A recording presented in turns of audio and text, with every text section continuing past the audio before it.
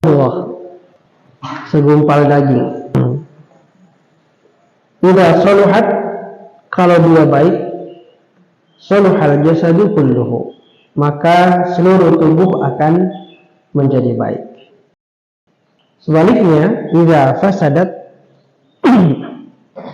kalau dia rusak, fasada jasadu kulluhu, maka akan rusaklah seluruh tubuh manusia. Ala wa hiyal qalbu, dia itu adalah al-qalbu. Al-qalbu itu sebenarnya artinya jantung. Cuma sudah terlanjur sering diterjemahkan dengan hati. Arti sebenarnya al-qalb, ya, al-qalbu artinya jantung.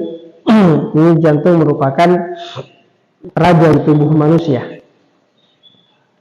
Dengan jantung yang bekerja, manusia bisa hidup.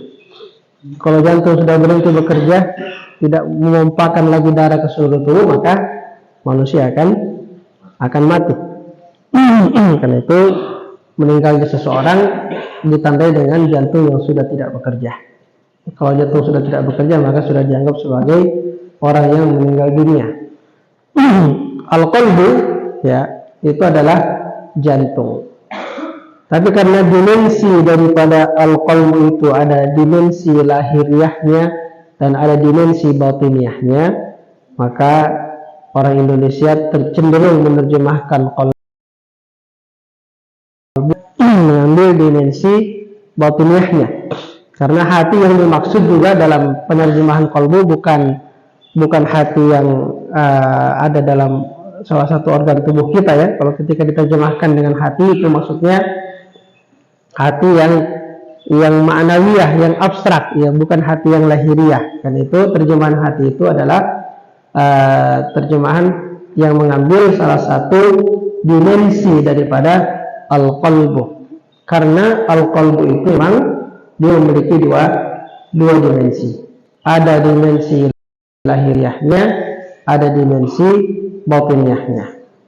Al-qalbu secara lahiriah adalah jantung yang bekerja tadi, memompa tubuh. Dan itu masuk dalam cakupan hadis Nabi tadi. Ala wahyal qalbu, yang dimaksud adalah memang jantung yang bekerja itu.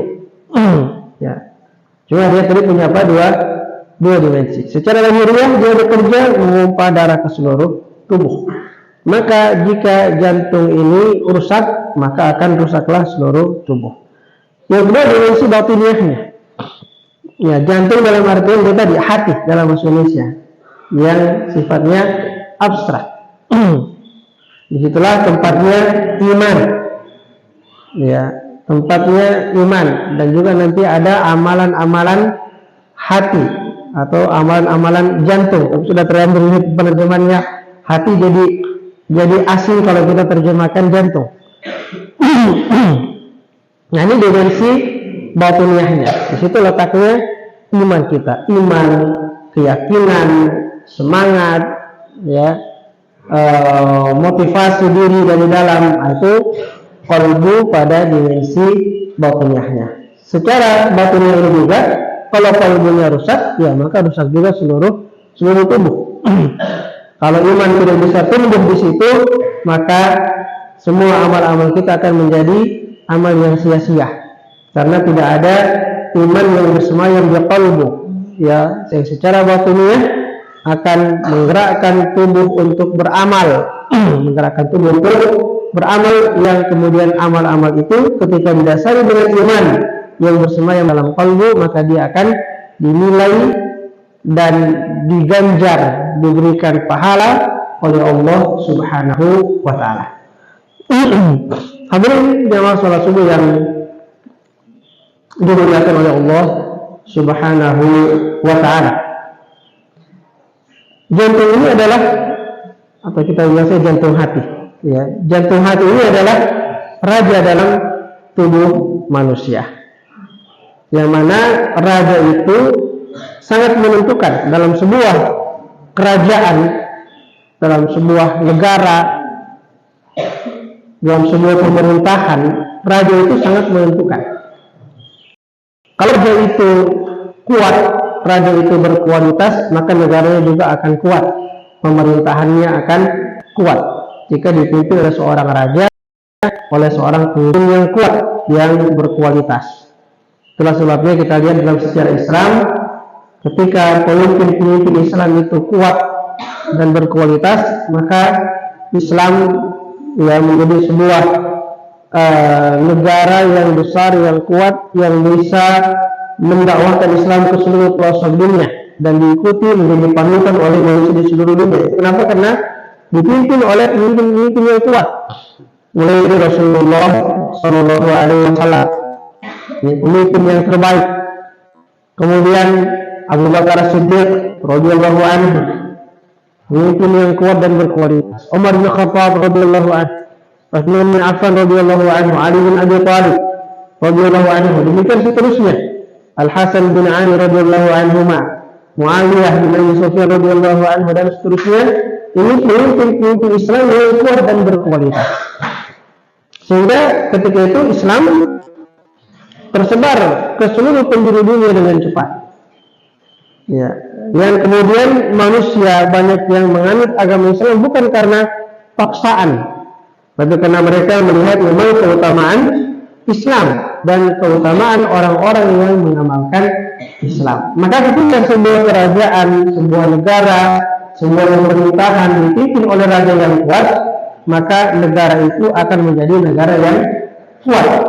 Kerajaan itu akan menjadi kerajaan yang kuat. Tapi jika dia dipimpin oleh seorang raja yang lemah, seorang pemimpin yang lemah, maka meskipun dia punya tentara yang banyak, prajurit yang hebat dan terlatih, persenjataan yang canggih, tapi kalau rajanya lemah, pemimpinnya lemah, maka semua faktor-faktor kekuatan itu tidak akan banyak artinya kalau dipimpin oleh pemimpin-pemimpin yang lemah. Karena itu, ketika Islam ini dipimpin oleh khalifah-khalifah yang lemah, meskipun punya tentara yang banyak, tentara yang kuat, menjadi negara yang menguasai dunia ketika itu, tapi giliran ada pemimpin yang lemah, dia kemudian hancur. Maka kita lihat dalam sejarah Islam, misalnya di Andalusia, di Portugal, di Eropa. Dulu di sana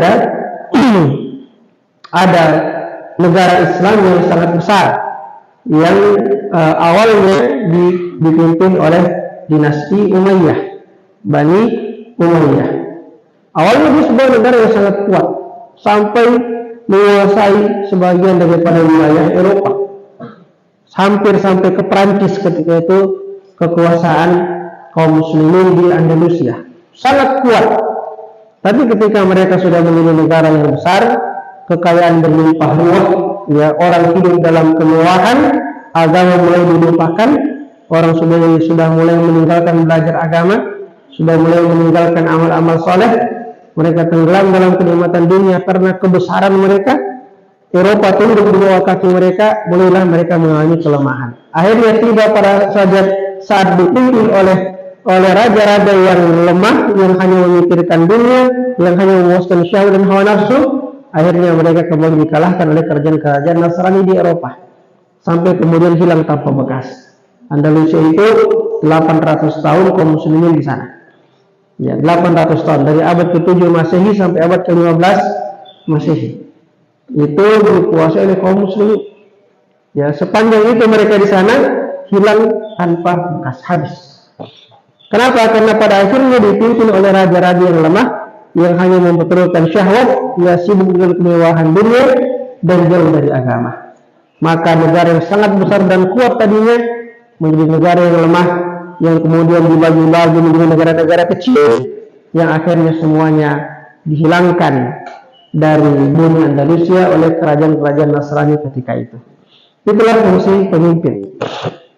Raja yang kuat, pemimpin akan menyebabkan negara menjadi kuat. Itu ibaratnya hati atau jantung hati dalam tubuh manusia. Ketika jantung kita kuat, hati kita kuat, maka kata Nabi akan menjadi baik seluruh tubuh ini. Idza saluhat saluhal jasadu kulluh. Jika dia baik, maka dia akan baik seluruh tubuhnya, baik secara lahiriah, apalagi secara batiniah. Nah, karena itu setiap muslim harus selalu berusaha untuk menjaga kualitas jantung hatinya ini. Menjaga kualitasnya. Bagaimana agar dia menjalankan fungsinya dengan baik. Tentu kalau secara lahiriah, ya dia berfungsi untuk memompa darah ke seluruh tubuh manusia. Tapi yang lebih penting daripada itu adalah fungsi batiniahnya. Fungsi batiniah daripada jantung hati ini. Ya, ini yang paling penting. Karena meskipun tubuh kita sakit, kalau jantung hati kita ini fungsi batiniahnya tetap berjalan, dia tetap sehat secara batiniah. Meskipun secara lahiriah dia mungkin sakit, dia tetap bisa menjalankan amal-amalnya, tetap bisa menjalankan ketaatan kepada Allah Subhanahu wa Ta'ala. Kita lihat orang yang punya hati yang kuat, karena imannya tertanam dengan kuat, hatinya hidup, ya jantung hatinya ini hidup secara ma'nawiyah, secara batiniah. Meskipun dia sakit, dia tetap bisa beramal. Ya, ada orang yang kuat secara fisik, sehat, segar bugar, tapi tidak pernah kelihatan di masjid sholat subuh. Orang kuat orangnya, ya mungkin biasa angkat beban, itu sekarang namanya orang angkat gym, namanya angkat beban sampai otot-ototnya keluar semua. Kuat sekali dia. Ya, satu tangan bisa angkat sampai 20 kilo satu tangan saja, 20 kilo, 30 kilo satu tangan. Luar biasa kuatnya. Tapi giliran azan subuh berkumandang, selimutnya yang sangat ringan tidak bisa diangkat. Ya kan? Mana berat selimut dengan barbel? Tidak ada yang berat itu selimut, tapi tidak bisa diangkat. Tidak ada gunanya otot yang besar. Waktu azan subuh berkumandang, sarungnya yang tipis tidak bisa diangkat. Tidur terus. Kenapa? Karena hatinya lemah. Ya, fungsi batiniah daripada jantung hati itu tidak bekerja dengan baik. Sehingga secara fisik dia kuat, tapi secara batin, karena hatinya lemah, fisik yang kuat tidak ada gunanya. Hanya mengangkat selimut dia tidak bisa, hanya mengangkat sarung dia tidak bisa, hanya mengangkat badan untuk bangkit dari ranjangnya dia tidak bisa. Padahal mungkin masjid sangat dekat dengan rumahnya, azannya keras sekali. Ya. Tidak bisa diangkat sarungnya atau selimutnya. Kenapa itu tadi? Hatinya lemah, jantung hatinya lemah. Dia sakit, dia tidak berfungsi. Sebaliknya, ada orang yang sakit secara fisik, tapi jantung hatinya kuat. Ya. Fungsi batiniahnya bekerja dengan baik. Maka dia bisa melaksanakan sholat di masjid meskipun dia sakit. Ya, biasa ada yang di-share di WhatsApp itu. Ada orang yang cuma satu kakinya, dia sholat di masjid. Kakinya cuma satu, sholatnya berdiri, ruku, tidak sujud, cuma satu kakinya, dia bisa sholat. Dia tidak pakai kursi. Kenapa? Hatinya kuat, hatinya hidup. Jantung hati ini kuat, fungsi batiniahnya bekerja dengan baik, imannya mantap. Maka fisik yang cacat itu tidak menghalangi dia untuk menjalankan ketaatan. Itulah fungsi apa? Raja pada tubuh manusia. Idza saluhat, saluhal jasadu kulluh. Jasad bisa bekerja meskipun ada kekurangan pada jasad itu. Biasanya kita lihat ada di-share di WhatsApp itu. Kakek-kakek sudah tua, sudah bungkuk, sudah pakai tongkat, kira-kira sudah 90 derajat itu punya bungkuknya, masih berdiri. Ya, ada saya pernah itu disebar di WhatsApp, 3 orang tua semua, begini semua. Ya, masih sholat berjamaah di masjid. Ada yang sambil merangkak, orang cacat, merangkak, pergi di masjid sholat. Kenapa? Jantung hatinya kuat. Ya, imannya mantap. Sehingga cacat pada fisik tidak ada artinya, tidak menjadi halangan untuk beramal. Itulah hati yang hidup, hati yang terisi dengan keimanan, yang menjalankan fungsinya dengan baik. Maka benarlah kata Rasulullah sallallahu alaihi wasallam, "Idza saluhat saluhal jasadu kulluh." Kalau dia kuat maka baik semua tubuh manusia itu. Rasulullah SAW ketika sakit keras menjelang wafatnya beliau, sakit keras. Ya, Nabi itu sakitnya 2 kali lipat dari sakit orang biasa. Ya, karena memang cobaan pada Nabi itu sangat berat. Jadi kalau kita flu misalnya, kalau seorang Nabi itu juga kena flu di Nabi itu 2 kali lipat beratnya daripada flu kita. Ya, sama sakitnya tapi dia beratnya 2 kali lipat. Ya, itu Nabi kalau sakit. Karena memang makhluk Allah yang sangat kuat secara kejiwaan. Hati itu sangat kuat. Jadi kesulitan fisik yang sangat berat pun itu mereka bisa hadapi. Nabi kita Muhammad SAW ketika dia sakit keras, beliau awalnya tidak bisa bangun. Sampai dia mengatakan, "Muru Abu Bakrin falyusalli bin nas." Beritahu sama Abu Bakar, dia salat pimpin manusia jadi imam. Saya tidak bisa bangun. Maka salatlah Abu Bakar mengatakan Rasulullah Sallallahu Alaihi Wasallam. Karena tidak bisa bangun. Sementara Abu Bakar salat, tiba-tiba dia merasa ada kemampuan untuk bangun, tapi tidak bisa jalan. Maka Nabi memanggil 2 sahabat untuk dipapah. Ini di tengah, 2 sahabat di samping dipapah sampai masuk di masjid. Sallallahu Alaihi Wasallam. Padahal ini sakit keras menjelang kematian beliau Sallallahu Alaihi Wasallam. Secara hukum orang kalau sakit boleh tidak ke masjid. Itu adalah uzur namanya, yang membolehkan dia tidak ke masjid. Tapi beliau tetap mau ke masjid ketika mendapatkan kemampuan pada dirinya, mampu bangun meskipun tidak mampu berjalan. Beliau minta untuk dipapah. Kenapa? Karena kekuatan jiwa itu, karena hati yang kuat. Ya, maka ada pepatah Arab yang mengatakan, "Idza kanatil nufusu kibara ta'ibat fi muradiha al-ajsamu." Kalau jiwa itu kuat, kalau hati itu kuat, maka jasad jasmani ini akan capek mengikuti keinginan hati. Itu kalau hati kuat, jasad kita akan pontang-panting mengikuti keinginan hati. Ya, itu kan contohnya Nabi sakit keras, tapi bukan hatinya kuat, tetap mau ke masjid. Maka jasad itu terpaksa akan merasakan kesakitan, keletihan karena mengikuti keinginan hati. Itulah ketahuan orang yang memiliki hati yang hidup, jantung hati yang hidup, yang kuat. Ya, jasadnya akan terpaksa mengikuti. Biar sudah capek, kalau hati ini kuat dan dia mau, dia pasti akan bekerja. Itulah kelebihan hati atau jantung hati yang hidup, yang kuat. Nah, karena itu kewajiban kita untuk memperhatikan keadaan jantung hati kita ini. Bagaimana kita menjaga agar dia selalu berada dalam keadaan yang kuat. Maka hati kita atau jantung hati kita ini itu tentu memiliki tugas-tugas. Ya, tadi disebutkan keutamaan amalan hati. Dikatakan hati itu sehat atau jantung hati itu sehat kalau dia mampu melakukan tugas-tugasnya.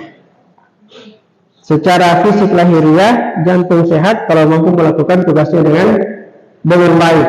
Ya, bisa memompa darah secara normal ke seluruh tubuh manusia. Ada darah yang masuk, ada darah yang keluar. Ya, tidak ada sumbatan-sumbatan. Ya, tidak ada gangguan pada jantungnya. Maka dia mampu melakukan kerjanya dengan baik untuk memompa darah ke seluruh tubuh manusia. Demikian pula fungsi batiniahnya. Ya, kalau dia sehat secara batiniah, maka dia akan melakukan tugas-tugasnya dengan baik. Tapi kalau hati itu sakit, jantung itu sakit, maka dia tidak akan bisa mengerjakan tugasnya dengan baik, apakah itu secara fisik lahiriah ataupun secara batiniahnya. Apa saja tugas-tugas jantung hati ini? Apa pekerjaannya? Yang pertama, yang paling utama adalah ma'rifatullah. Ini amalan hati yang pertama. Untuk ma'rifatullah, mengenal Allah Subhanahu wa ta'ala. Dan untuk mengenal Allah Subhanahu wa ta'ala kita harus belajar. Dengan belajar tentang Allah dari ayat-ayat Al-Quran, dari hadis-hadis Rasulullah SAW, kita akan mengenal siapa Tuhan kita. Kalau kita belajar dengan baik, ikhlas karena Allah Subhanahu wa ta'ala, maka pemahaman akan tertanam dalam hati kita. Jadi pemahaman itu sebenarnya dalam jantung hati. Kalau kita baca Al-Quran, ya, Allah Subhanahu wa ta'ala berfirman tentang orang-orang kafir, walaqad zara'na li jahannama katsiran minal jinni wal ins lahum qulubun la yafqahuna biha. Sungguh telah kami jadikan untuk menjadi isi neraka jahanam itu kebanyakan dari jin dan manusia. Kenapa? Kata Allah, lahum qulubun. Mereka punya qulub, punya jantung hati. Tapi la yafqahuna biha, tapi jantungnya itu, jantung hatinya tidak dipakai untuk mengenal Allah Subhanahu wa ta'ala. Tidak bisa memahami, la yafqahun. Ya, jadi jantung hatinya tidak bisa memahami. Berarti pemahaman itu di mana? Di jantung, di hati. Ya. Kalau kita sekarang di otak, ya. Sebenarnya tidak ada pertentangan. Ya, dua-duanya adalah tempat untuk memahami. Tapi yang paling inti adalah di jantung kita. Itulah yang organ paling inti untuk memahami. Karena kalau jantung tidak memompa darah ke otak, otak tidak bisa paham apa-apa. Ya, ini rajanya tuh ini. Ya. Lahum qulubun la yafqahuna biha. Mereka punya hati, punya jantung hati, tapi tidak dipakai untuk memahami ayat-ayat Allah Subhanahu wa ta'ala. Tidak dipakai untuk memahami mengenal Allah Subhanahu wa ta'ala. Maka mereka menjadi penduduk neraka jahanam nantinya. Maka hati ini harus dipakai untuk apa? Untuk memahami. Kita belajar supaya hati kita bisa paham, bisa mengenal Tuhannya dan memahami ayat-ayatnya, memahami perintah dan larangannya. Sahabat Abdullah bin Abbas adalah sahabat yang sangat luas pengetahuannya. Ditanya ketika sepeninggal Nabi SAW, ditanya sama orang, bagaimana Anda bisa mendapatkan ilmu yang sangat luas ini? Ilmu Anda masih muda dibanding sahabat Nabi yang lain. Ibnu Abbas itu ketika Nabi meninggal dunia Sallallahu Alaihi Wasallam, dia baru berumur sekitar 12 atau 13 tahun. Ya, kira-kira seperti santri-santri ini sekarang. Itu umurnya Abdullah bin Abbas ketika Rasulullah Sallallahu Alaihi Wasallam meninggal dunia. Tapi pengetahuannya tentang Al-Quran, tentang hadis-hadis Nabi Sallallahu Alaihi Wasallam melampaui banyak sahabat-sahabat yang lebih senior. Maka orang bertanya, kok Anda ini bisa punya ilmu yang luas sekali? Kata beliau, ada dua resepnya. Yang pertama, bilisanin sa'ul. Yang kedua, wa qalbin aqul. Bilisanin sa'ul karena lisan saya sering bertanya. Artinya apa? Rajin belajar. Rajin belajar.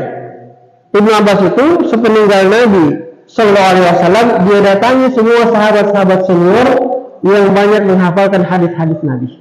Datangi semuanya.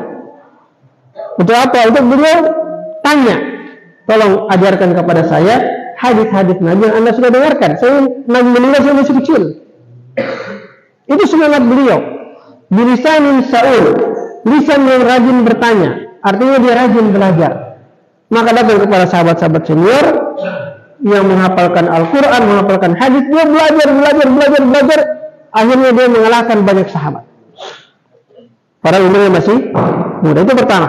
Lisanin Saul, rajin belajar, rajin bertanya, rajin menuntut ilmu. Yang kedua, wa qalbun aqul, dan hati atau jantung hati yang kuat memahami. Jadi kecerdasan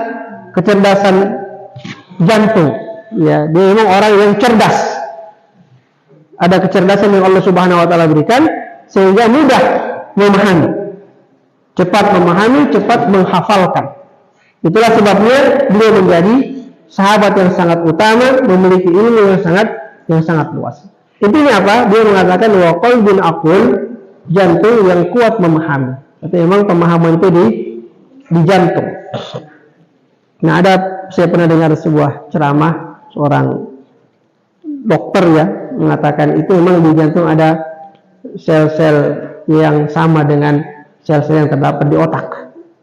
Memang jantung itu belakangan juga diketahui memang kerjanya itu juga untuk mengingat, ya, memahami, menghafal, itu juga merupakan fungsi daripada jantung.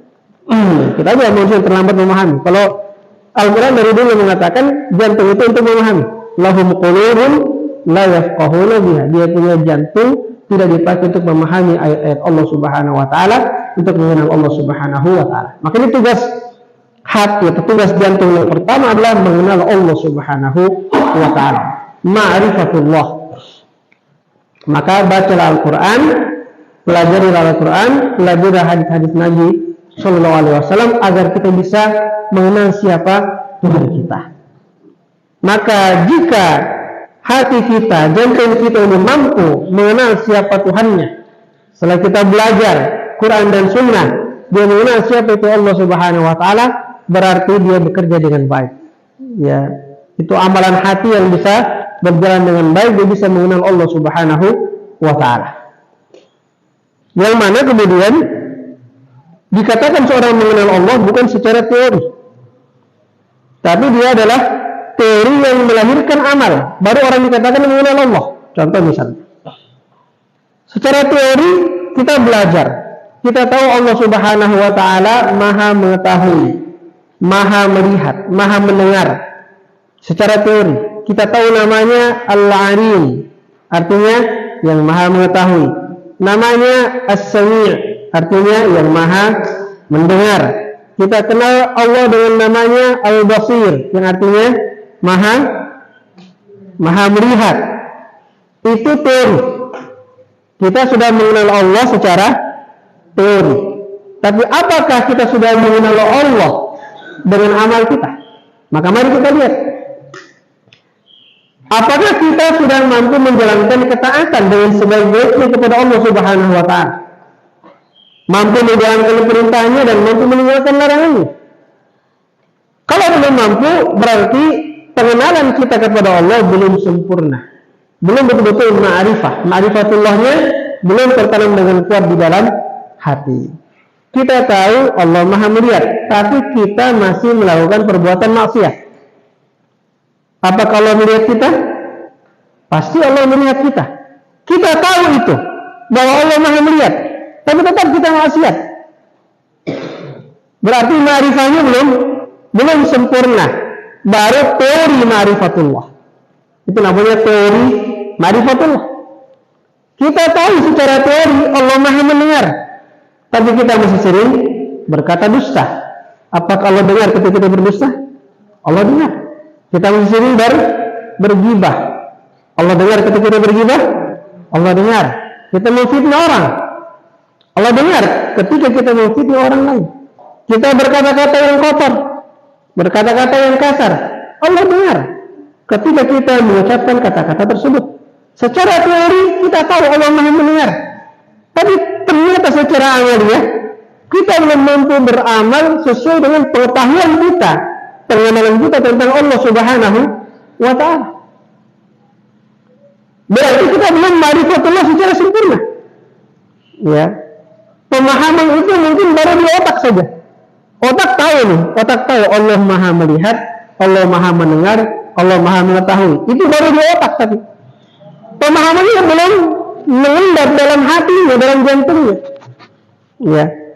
Kalau hatinya, jantungnya sudah paham itu, maka jantung ini akan menggerakkan anggota tubuh untuk taat kepada Allah Subhanahu wa taala.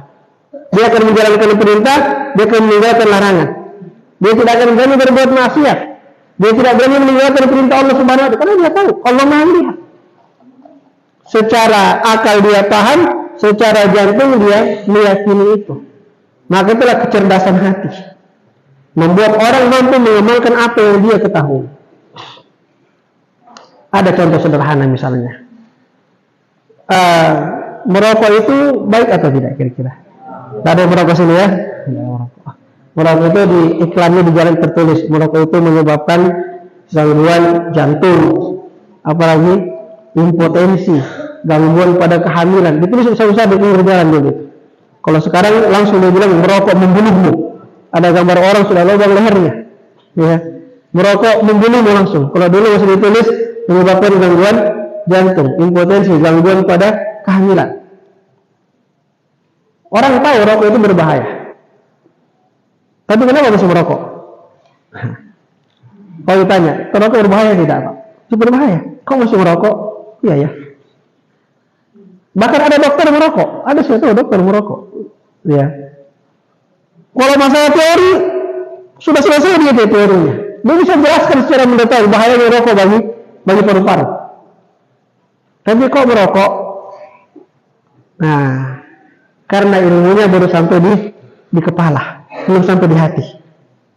Belum sampai di hati. Ya. Hatinya belum kuat untuk mengamalkan, membuat tubuh mengamalkan apa yang dipahami oleh otaknya.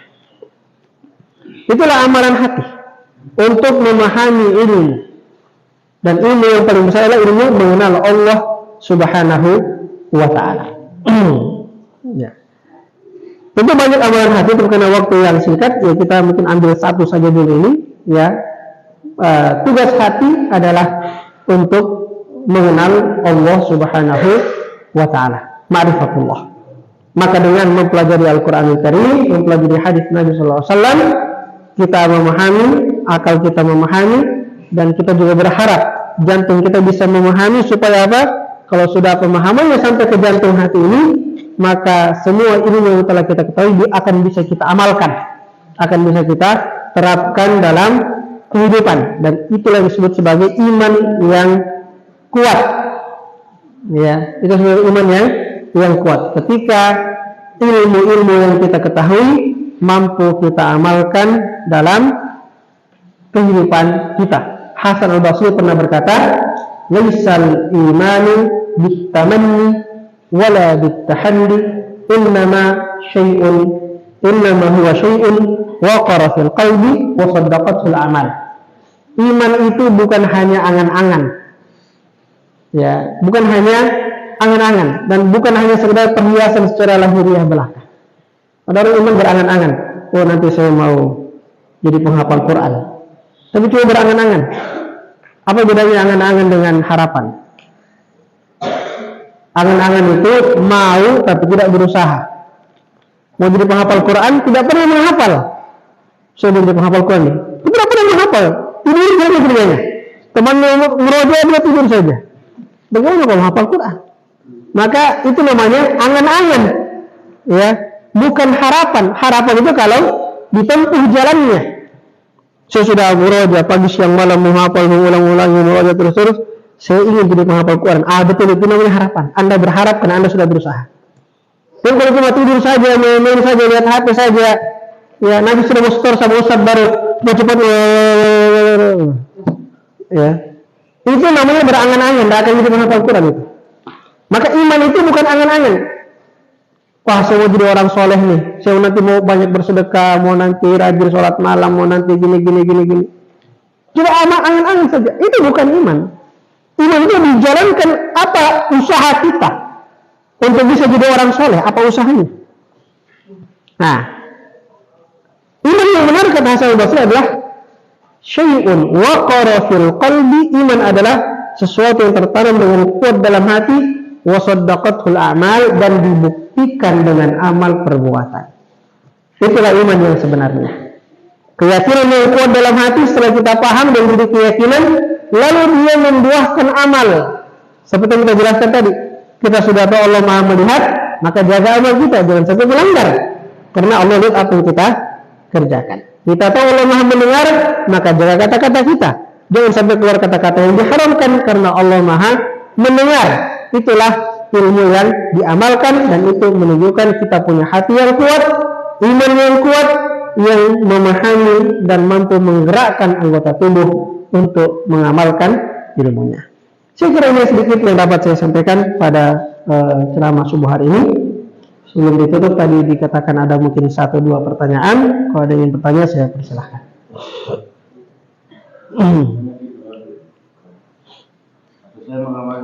Silakan, Pak.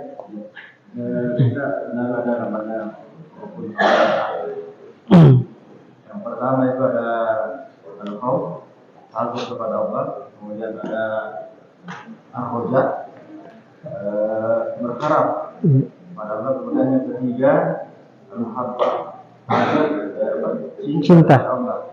Nah, dari ketiga rukun ini yang sependek pengetahuan kami, bahwa rukun yang ketiga ini yang paling berat, yang paling sulit kita sentuh, yaitu al-muhabbah, cinta kepada Allah. Nah, sebagaimana peribadatan yang kita lakukan, rata-rata kita mengerjakan peribadatan itu karena takut atas hukuman Allah dan berharap mendapatkan rahmat dan jelas surga. Nah, ini yang ketiga yang cinta. Cinta itu kalau dalam diri kita, bagaimana kita bisa membedakan itu? Merasakan apakah kita ini beribadah karena takut, apakah kita beribadah karena berharap, atau kita beribadah karena cinta kepada Allah. Berarti itu yang sepengetahuan kami itu yang paling utama, al-muhabbah. Ya, baik. Ini adalah pilar-pilar ibadah, ya, dan amalan hati kepada Allah Subhanahu wa taala. Al-khauf wal raja wal mahabbah. Takut, harapan, dan cinta. Dalam setiap ibadah kita, tiga-tiganya harus ada. Ya, dia sebenarnya memiliki kedudukan yang sama. Khauf, raja, dan mahabbah ini. Takut kepada Allah, berharap akan rahmat Allah dan ridhonya, serta cinta kepadanya. Dan itu bisa kita deteksi pada diri kita. Ada orang yang beribadah karena takut masuk neraka misalnya. Cuma itu saja. Berarti cuma khaufnya yang berfungsi. Ada orang yang beribadah karena mau masuk surga. Hanya itu saja. Berarti rajanya yang berfungsi, harapannya. Dia berharap bisa masuk surga. Ada orang yang beribadah karena suka merasakan kenikmatan ketika dia beribadah kepada Allah Subhanahu wa taala. Kalau hanya itu saja, itu hanya cinta. Ya, karena cinta itu melahirkan kerinduan. Dan kerinduan itu menyebabkan orang ingin bertemu dengan siapa yang dia rindukan.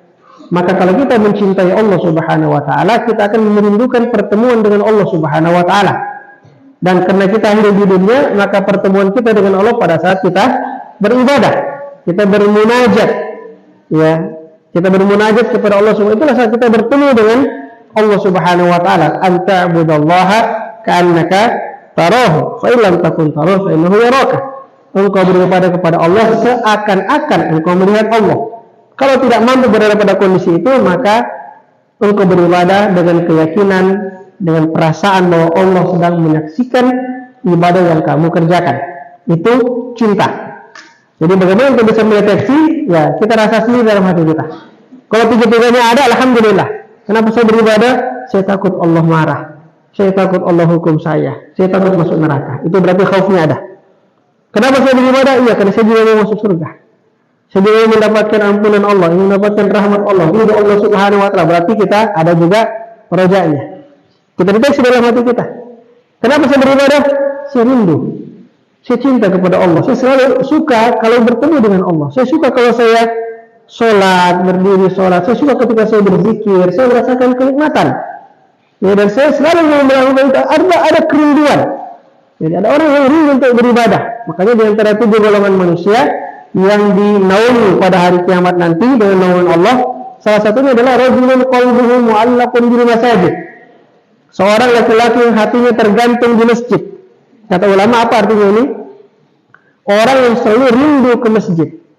Maksudnya selalu mau beribadah. Kapan lagi sholat ini? Kapan lagi sholat? Kapan lagi sholat? Ada kerinduan. Rindu itu ada karena ada cinta.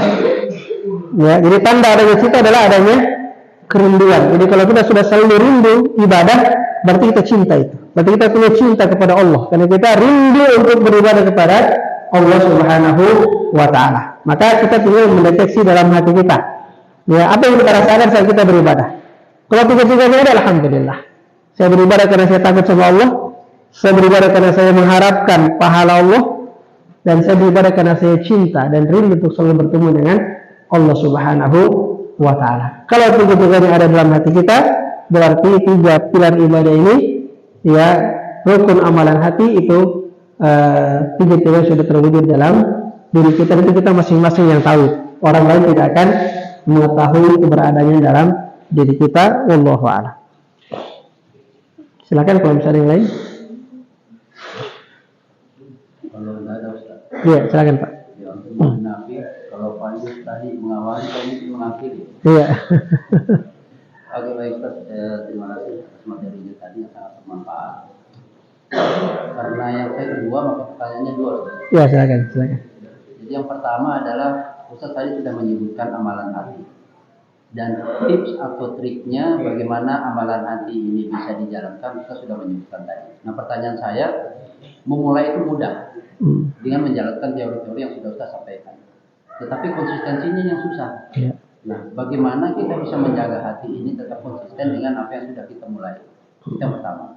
Nah, yang kedua, melanjutkan pertanyaan saya tadi, ada 3 pilar, takut, harapan, dan cinta, gitu. Nah, ketika kita sudah lakukan ini sebagai manusia itu kan kita penuh dengan bisikan setan ya. Setan itu selalu membisikkan kita keriakan. Jangan sampai kita melakukan ketiga pilar ini, tetapi ada bisikan setan. Kamu melakukan ini karena ini. Ketika itu terjadi, Ustaz, apa yang harus kita lakukan? Tipsnya saja ini apa yang kita lakukan, karena kadang kita susah membedakan apakah kita ini 3 pilar tadi atau karena ada teriakan, gitu ya. Nah, termasuk mungkin saya bertanya ini karena ada kamera di situ, saya bertanya jangan sampai saya ria ini. Makasih. Iya, baik. Baik. Yang pertama, bagaimana menjaga konsistensi kita, ya, dalam menjaga, mempertahankan amalan-amalan hati ini, ya, supaya kita bisa terus, ya, bisa menjalankan fungsi-fungsi hati kita. Pertama, kita bisa mengenal Allah, tunduk kepada Allah, beribadah kepada Allah, menjalankan amal-amal soleh. Itu semua karena taufik, bukan karena kita hebat, ya, bukan karena kita memang kuat, tapi karena Allah memberikan taufiknya kepada kita. Allah menjadikan kita orang yang mampu untuk melakukan ketaatan-ketaatan tersebut. Jadi pertama kita harus menyadari bahwasanya ini merupakan taufik dari Allah Subhanahu wa Ta'ala. Itu hidayah itu. Kalau kita sudah bisa mengenal Allah, sudah merasakan kenikmatan dalam ibadah, ada khauf, ada roja, ada mahabbah, itulah nikmat Allah. Kalau kita menyadari ini adalah nikmat, maka syukuri nikmat itu. Dengan mensyukuri, Allah menjanjikan la in syakartum la azidannakum. Kalau kamu bersyukur dengan nikmatku, aku akan tambahkan nikmat itu kepadamu. Maka nikmat ma'rifatullah ini, nikmat hidupnya hati ini, itu wajib kita syukuri. Syukur dengan pertama dengan hati sendiri, merasakan terima kasih kepada Allah, mengakui itu adalah nikmat Allah, bukan karena kehebatan kita. Jadi di hati ada pengakuan, ya Allah, inilah pemberian, ya Allah, saya jadi orang soleh karena kamu yang pilih saya jadi orang soleh. Ya, kalau Al-Quran mengatakan alhamdulillahilladzi hadana bihadza wa ma kunna linahtadiya laula an hadana Allah. Itu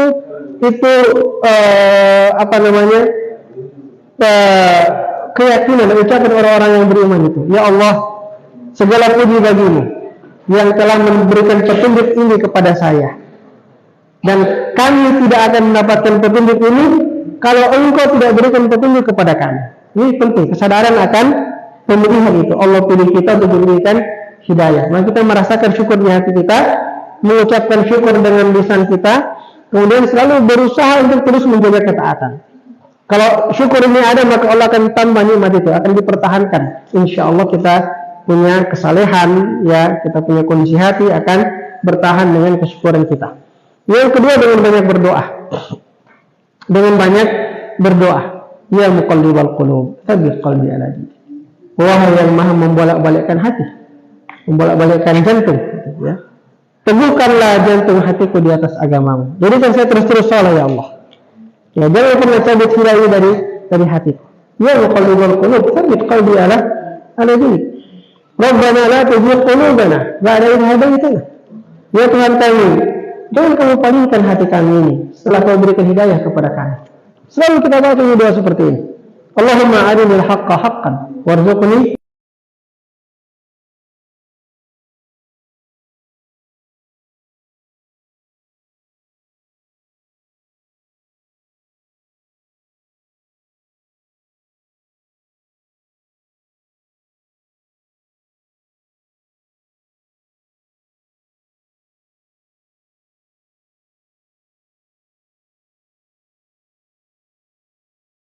semua doa yang perlu kita selalu ulang-ulangi.